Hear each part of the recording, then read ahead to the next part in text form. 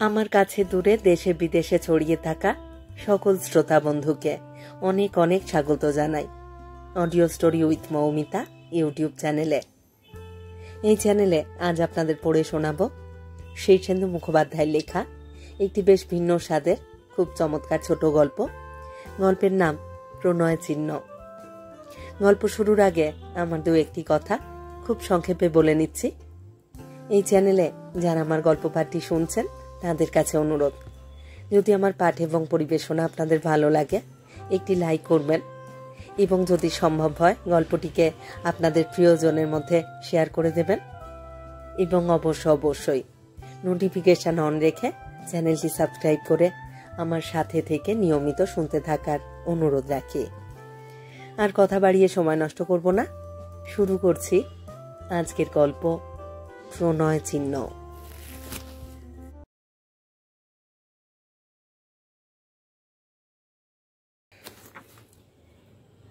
দুখিয়া নাগর হয়েছে, সেটা বড় কথা নয়। আসল কথা হলো দুখিয়ার হাত খুব পরিষ্কার, মাথা খুব সাফ। গদাধর বাবুদের বাগানে এখন সবজির খুব তেজ। বড় বাগান, মম করছে কাঁচা মাটি আর গাছপালার গন্ধ। একটা খোঁড়া কুকুর আর একটা বুড়ো মালি বাগান পাহারা দেয়। অত বড় বাগান, 3-4 বিঘে তো হবেই। পাহারা দেওয়া কি সোজা? মগন একটু দূরে রাস্তার পাশে একটা ঢিবির উপর শিশু গাছের নিচে দাঁড়িয়ে। দুখিয়াকে দেখা যাচ্ছে না, শুধু একবার একটা সর্পিল হাত দেখতে পেল মগন। ঝিঙে মাচানের ছায়ায় একটা লম্বা ঝিঙে টুক করে ছিঁড়ে নিল। বুড়ো মালি সিতুয়া খোঁড়া কুকুরটাকে খেতে টেকেছে একটু আগে। আহ তু আহ আহ আহ। নিকবিধিজ্ঞান শূন্য হয়ে কুকুরটা দৌড়চ্ছে সেই ডাক শুনে। এই ঘন্টার জন্যই অপেক্ষা করছিল মগন আর দুখিয়া। ডাকটা শুনে দুখিয়া বাপের দিকে চেয়ে হাসল। চোখে চিকমিক করছে বুদ্ধি। হ্যাঁ, দুখিয়া ডাগর হয়েছে বটে, 13 হতে পারে বা 14, অত হিসেব নেই মগনের। চটের বিছানায় তারা বাপ বেটি শুয়ে থাকে গুটিসুটি হয়ে। তখন মেয়ের গা থেকে শিশুর গায়ের গন্ধই আসে মগনের নাকে। মেয়েটা বড় হলো কবে তাহলে? বাগানের গাছগাছালিতে একটু তুলুনি, কখনো এখানে কখনো সেখানে। হরিণের মতো দীঘল চেহারার মেয়েটাকে স্পষ্ট দেখা যাচ্ছে না, টের পাওয়া যাচ্ছে। মগন গনগনে রোদে গাঢ় সবুজ সমারোহের মধ্যে একটা সর্পিল নড়াচড়া লক্ষ্য করতে করতে আপন মনে হাসে আর ঘাড় নাড়ে। দুখিয়ার ডাগর হয়েছে, আর সন্দেহ নেই। মগনের পেটে যে খোঁদল, তার ধারণা সেটা হয়েছে পিঠের গুঁজটা থেকে। এই খোঁদলটায় তার যত সমস্যা। গরু সারাদিন খায় আর খায়, কিন্তু শালার পেট আর ভরে না। মগনেরও ঠিক তাই। পিঠের কুঁজ থেকে পেটের খোঁদল অবধি জায়গা অনেকটা, ভর্তি করা বড় সহজ নয়। কি দিয়ে ভরবে খোঁদল? দেশে একটু খেতি গেরস্তি ছিল বটে, কিন্তু তারা 5 ভাই, ভাগে যোগে যা জুটত তা দিয়ে খোঁদল ভর্তি হওয়ার নয়।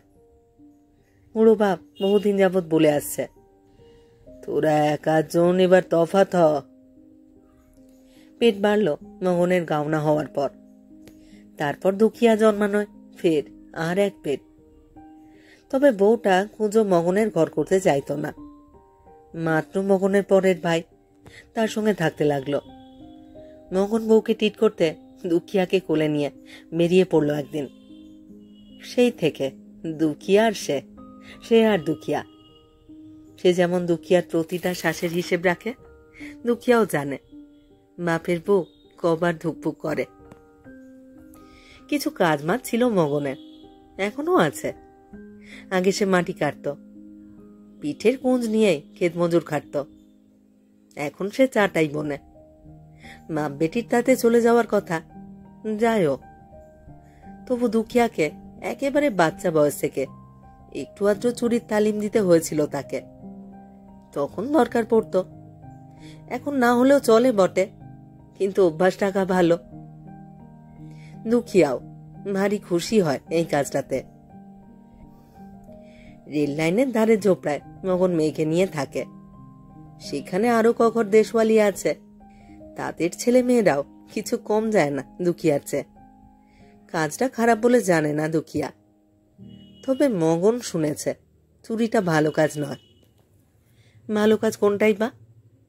তার বউ যে মাত্রর সঙ্গে থাকে, সেটাই কি ভালো কাজ?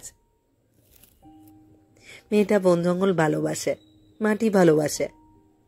ওর বিয়ে দিতে হবে গৃহস্থ লোকের সঙ্গে। জমি আছে, গরু আছে, মোষ আছে, এমন বর চাই। কিন্তু পাবে কোথায় মগন?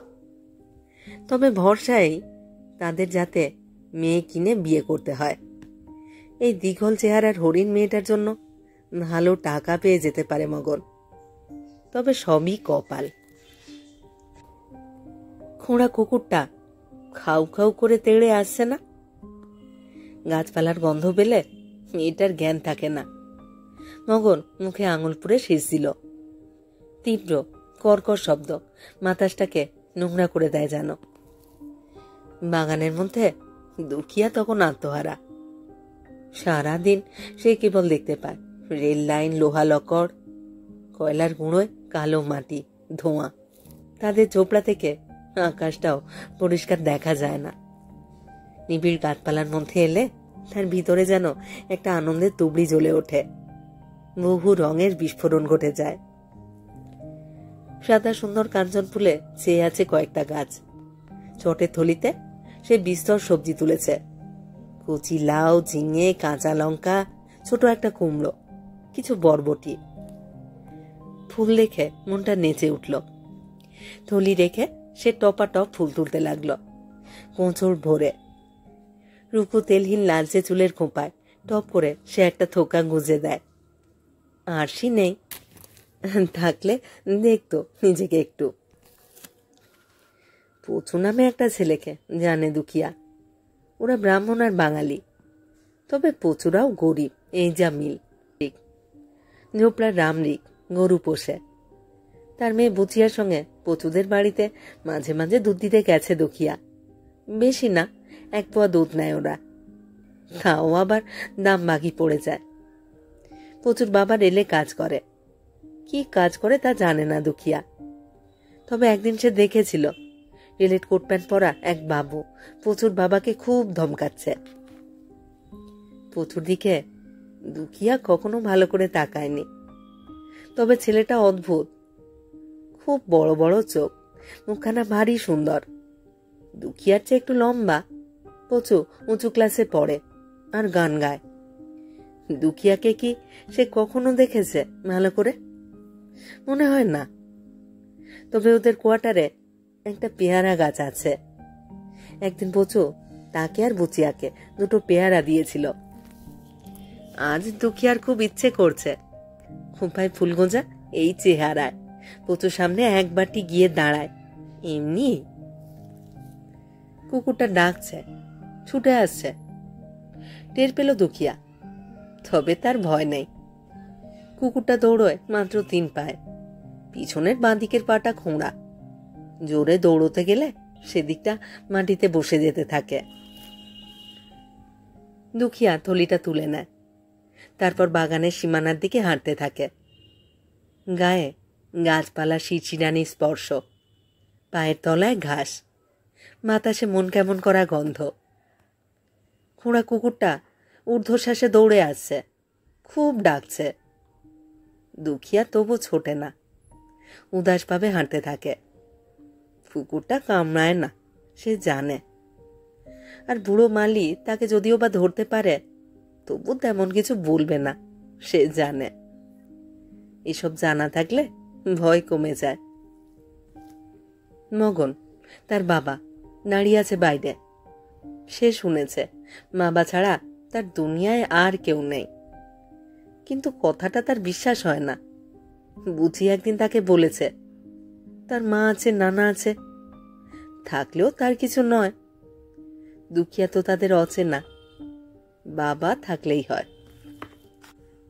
কিন্তু এখন তার একটু অন্যরকমও ইচ্ছে হয়। এমন একজনের সঙ্গে ভাব করতে ইচ্ছে হয় যাকে সে অনেক কথা বলতে পারে, যাকে সে সব কথা বলতে পারে। কুকুরটা এক ঝোপ ভেঙে চলে আসে কাছে, থমকে দাঁড়ায় আর অবাক হয়ে কিছুক্ষণ চেয়ে থেকে হাউ হাউ করে ওঠে। প্রত্যেকটা ধমকের সঙ্গে শরীরটা কেঁপে কেঁপে উঠছে। দুখিয়া কুকুরটার নাম জানে, মংলু। সেই কুকুরটার দিকে চেয়ে একটু হেসে বলে, মংলু, মংলু, আয় আয়। মংলু যথার্থই বাজে কুকুর, কাজের নয়। আদরের ডাক শুনে ল্যাজ নাড়াতে লাগলো। নাকি দুখিয়া যে ডাগর হয়েছে সেটা আজকাল কুকুর বেড়ালেও টের পায়। বাগানের শেষ সীমানা অবধি কুকুরটার সঙ্গে সঙ্গে এলো। লেজ নাড়তে নাড়তেই দুখিয়া তার দিকে চেয়ে একটু হাসে, তারপর দুটি লতানে হাতে দেওয়ালের কানা ধরে অনায়াসে উঠে যায় উপরে। মগন দাঁড়িয়ে দাঁড়িয়ে দূর থেকে মেয়েকে মুগ্ধ চোখে দেখে। কাছে আসেই মুখ ভরে সে মেয়ের গায়ে শৈশব গন্ধ নেয়, পিঠে হাত রেখে বলে, চল। দুপুরে রোদে দুটি খাটো ছায়ার সঙ্গে হেঁটে হেঁটে চলে দুজন মানুষ। প্রচুর দৃশ্যটা দেখে তাদের বাড়ির ছাদ থেকে। চিলেকোঠার ছায়ায় বসে সে একখানি বই পড়ছে, পড়ার বই। কিন্তু সে জানে লেখাপড়া আর বেশি দিন নয়। বাবার চাকরির আয়ে সংসার চলে না। লেখাপড়া তাদের কাছে বিলাসিতা। স্কুল পেরোলেই তাকে কাজে ধান্দা করতে হবে। তাই মনটা উদাস লাগে তার, বিষণ্ণ লাগে। কত কি হওয়ার ইচ্ছে ছিল তার, ইঞ্জিনিয়ার, ডাক্তার, ব্যারিস্টার কিংবা ওরকম কিছু। হবে না। আগে পেটে ভাত, তারপর সব। ছাদের আড়াল থেকে সে উদাস চোখে দেখছিল খাঁ খাঁ দুপুরের শূন্যতাকে। কি অর্থহীন বিস্তার। একটা কাক আলসে বসে ডাকছে, কা কা খা খা। কুঁজো লোকটাকে প্রথমে দেখা গেল রাস্তার বাঁকের মুখে, পিছনে দীঘল মেয়েটা। দুধওয়ালির মেয়ে বুচিয়ার সঙ্গে কতবার এসেছে বাড়িতে। বেশ দেখতে, টানা টানা দুটি চোখ, মুখখানা ভারী মায়াবী। তবে বুচিয়া চুপি চুপি জানিয়ে গেছে দুখিয়া চোর, খুব সাবধান। লোকটা থমকে দাঁড়ালো, তারপর মেয়ের দিকে মুখ ফিরিয়ে একটা ইশারা করল। মেয়েটা মাথা নাড়ল, না, রাজি হচ্ছে না। প্রচুর চুপ করে বসে থাকে, মনটা বিষণ্ণ।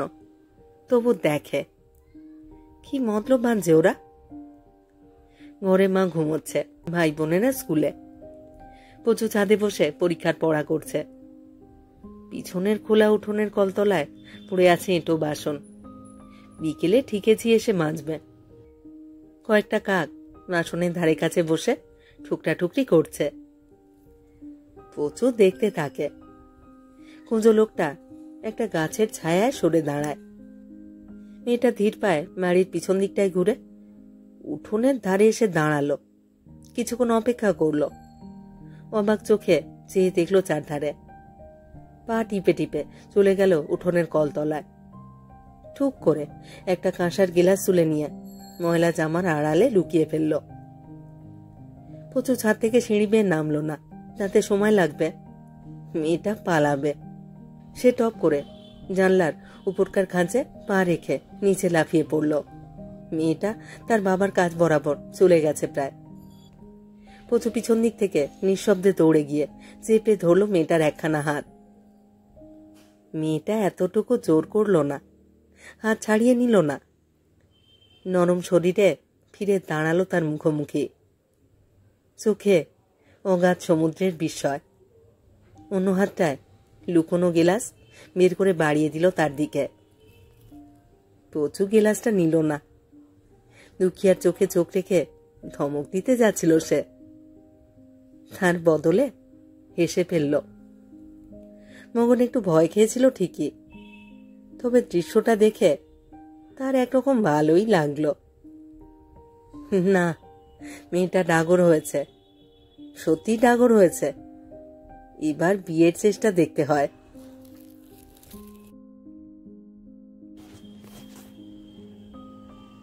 শেষ হলো আজকের গল্প।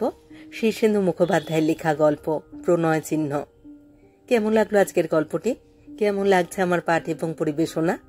যারা আমার গল্প পাঠ এই চ্যানেলে শুনছেন তাদের কাছে অনুরোধ, আপনারা আপনাদের মতামত কমেন্ট বক্সে আমাকে লিখে জানান। আপনাদের মতামত আমার কাছে অত্যন্ত মূল্যবান। আপনাদের মতামত আমার এগিয়ে চলার অনুপ্রেরণা। অপেক্ষায় রইলাম আপনাদের মতামতে। সবাই খুব ভালো থাকুন, সাথে থাকুন। ফিরে আসছি খুব শীঘ্র নতুন গল্প নিয়ে।